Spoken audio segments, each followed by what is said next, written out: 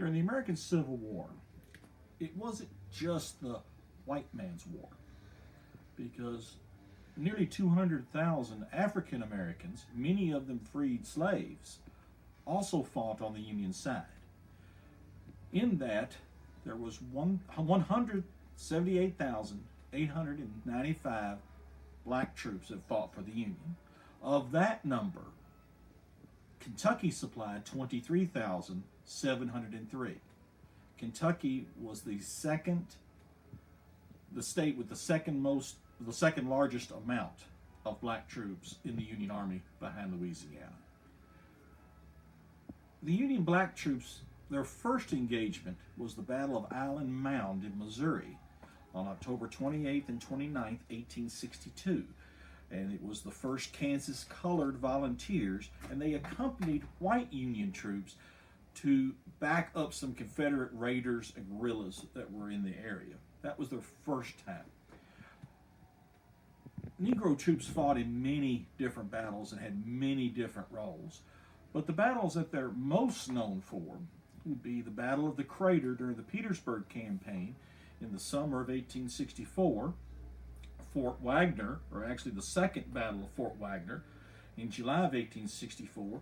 Their activities there were chronicled in the movie Glory. And then during the Battle of Nashville, where they were used primarily to beat the Confederates back and basically destroy the Army of Tennessee. What would happen if the Confederates found and caught the black troops? The black troops that were captured were not treated as well as they would have done white troops. Very, very mistreated, to the point of death. And possibly the worst example of this is the massacre at Fort Pillow, where they're having a battle and the Negro troops are giving up. They're in the process of surrendering, and the Confederate officers, supposedly, there's been a lot of talk about this, gave the order to shoot them on sight. And they did. And the overall Confederate commander at that battle was Nathan Bedford Forrest. And there has been a lot of talk whether he actually gave that order or did not realize what was going on. Because to many people, even in the North, yes, the blacks were a human being, but they were a subrace.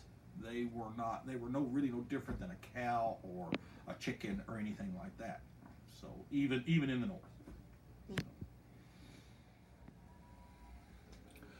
In the summer of 1864, the Union Army of the Potomac and others, and the Confederate Army of Northern Virginia were deadlocked in trench warfare south of Richmond, Virginia, in an area known as Petersburg.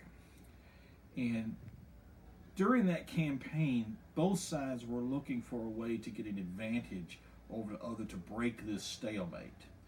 And an idea came up where Pennsylvania miners that were serving in the Union Army would dig a hole or a tunnel several hundred yards to underneath the Confederate line, fill that area with explosives, light it, and then when that explosion erupted a hole in the Confederate line, the Union soldiers could go through that hole and destroy the defenses. And that's what happened.